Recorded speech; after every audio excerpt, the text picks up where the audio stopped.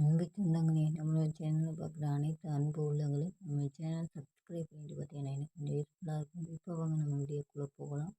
இன்னை நேசித்தவள் பாகம் 37. அண்ணா, நீங்களும் வெளியே போய் வெயிட் பண்ணுறீங்களா என்று சோயல் கேட்டதும், ஐயோ மாமா என் கூடவே இருக்கணும் அண்ணி, ப்ளீஸ் அண்ணி, மாமா இருக்கட்டும் என்று யுவதி அவ்வளவு வழியிலும் ஜோயலிடம் கெஞ்சினார்.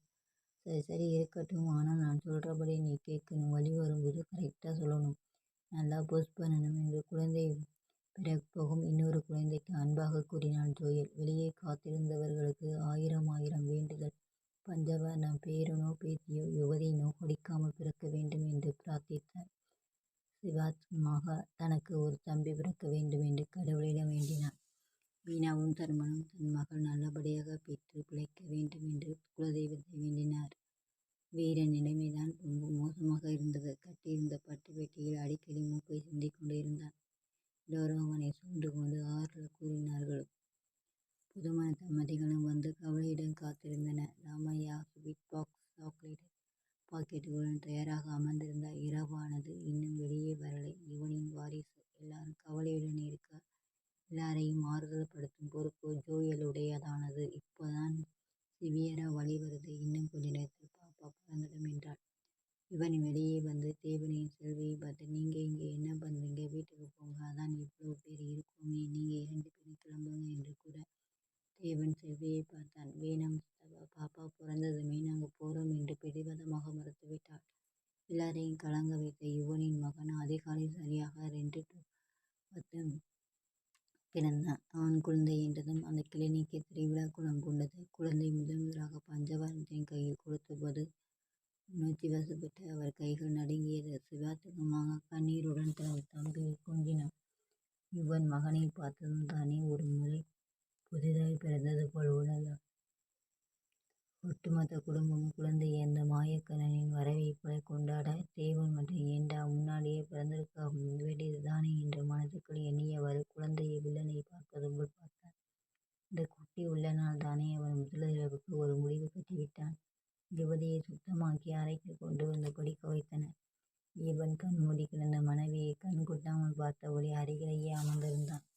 களைப்பில் நீங்கி கண் விழித்த யுவதி, மாமா நான் தான் ஜெயிச்சேன், ஆம்பளை குழந்தை தானே என்று சிரிக்க யுவன் சுற்றிலும் இருக்கும் அனைவரையும் மறைந்து யுவதியின் முகத்தை நெருங்கி கண்ணீருடன் அவள் உதட்டை கவ்வி ஆழமாக அழுத்தமாக முத்தமிட்டான். அவன் மூச்சோடு மூச்சாக கலந்தாள் யுவதி. அன்று காலை எல்லோரும் வீட்டுக்கு கிளம்பினார்கள். மீனா மட்டும் மகளுடன் இருந்தாள்.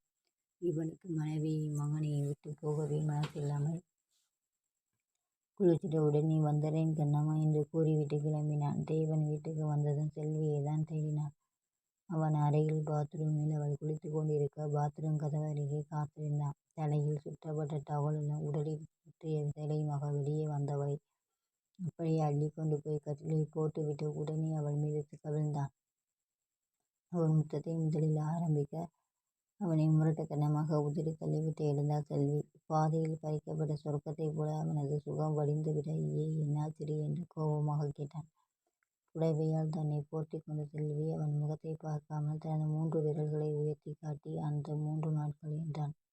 அடி பாவி, குறி கெட்டது என்று தன் தலையில் அடித்து கொண்ட தேவன், நான் கொலைகாரனா மாறுவதற்குள்ளே வெளியே ஓடிப்போயிரு என்று கத்த, பொங்கி வந்த சிரிப்பை அடக்கியபடி வெளியே போய்விட்டாள் செல்வி. 1.5 வருஷமாக அவள் பின்னால் சுற்றித் திரிந்து இன்று கல்யாணம் பண்ணியும் பிரம்மச்சாரியாக இருக்கும் தன் நிலையை எண்ணி ஆத்திரமாக வந்தது தேவனுக்கு. அவன் முகத்தை பார்க்கவே பயந்து போய் மறைந்து கொண்டாள் செல்வி.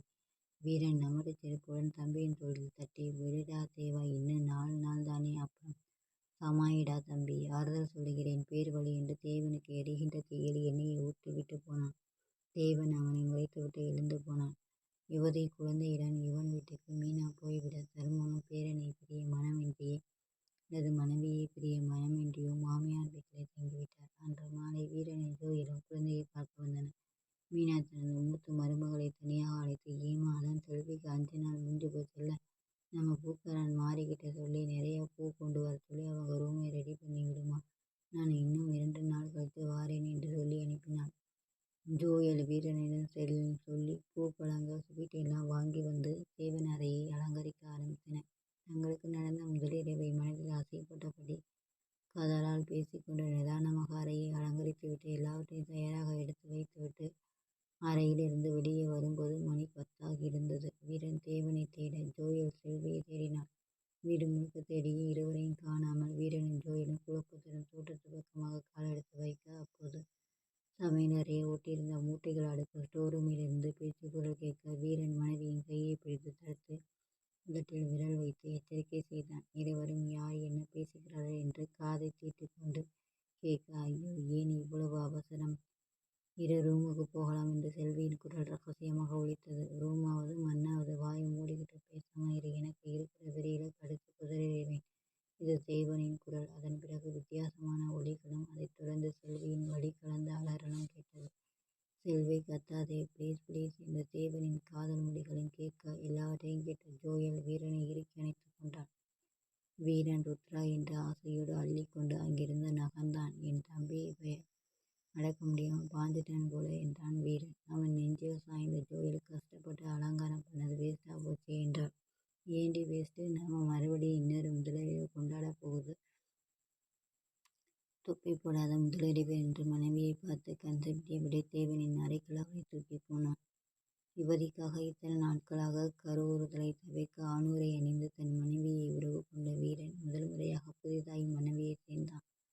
மறுநாள் காலை 2 ஜோடிகளும் ஒருவரை ஒருவர் வெட்கத்துடன் பார்த்து புன்னகைத்து கொண்டு யுவதியின் வீட்டுக்கு விருந்துக்கு கிளம்பினார்கள். யுவதியின் அருகில் யுவன் யுவதியின் அருகில் சரிந்து அமர்ந்திருக்க, யுவதி பக்கத்தில் கிடந்த குழந்தையை விரலால் வருடி கொண்டிருந்தாள். 2 ஜோடிகளும் அறைக்குள் நுழைய, யுவன் அவர்களை சிரிப்புடன் வரவேற்று, என்னண்ணா மாப்பிள்ளைகளா, 2 பேரும் நைட்டெல்லாம் தூங்கலையா, கண்ணெல்லாம் சிவசிவன்னு இருக்கு என்று கேலி செய்ய, ஜோயலும் செல்வியும் வெட்கமாக தலை குனிந்தன. வீரண்ணா, தேவண்ணா, 2 பேரும் என் மகனுக்கு சீக்கிரமா பொண்ணு பெற்று கொடுங்க என்று யுவதி தனது அண்ணன்களை கிண்டல் செய்ய, இருவருமே ஏக காலத்தில் அதெல்லாம் நைட்டே ரெடி பண்ணிட்டோம் தங்கச்சி என்று அசடு வழியே கூறிவிட்டு தங்கள் மனைவிகளிடம் ஐயோ சீ என்று ஏக காலத்தில் தலையில் கூட்டு வாங்கினர். யுவனும் யுவதியும் இவர்களை பார்த்துவிட்டு விழுந்து விழுந்து சிரிக்க, கூச்சத்துடன் நெளிந்து அறையை விட்டு ஓடிவிட்டனர் நால்வரும்.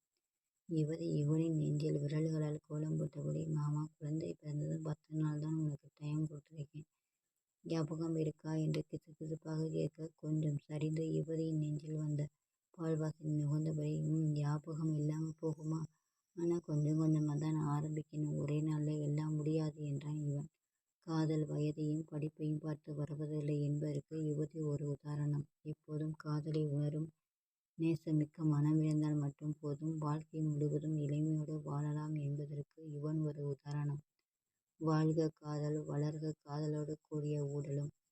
சரியாக 10 மாதத்தில் தர்மன் வீட்டில் குழந்தைகளின் சத்தம். மற்றும் உங்களுக்கு இந்த வீடியோ பிடிச்சிருந்தா லைக் பண்ணுங்கள், ஷேர் பண்ணுங்கள், சப்ஸ்கிரைப் பண்ணுங்கள். தேங்க்ஸ் ஃபார் வாட்சிங்.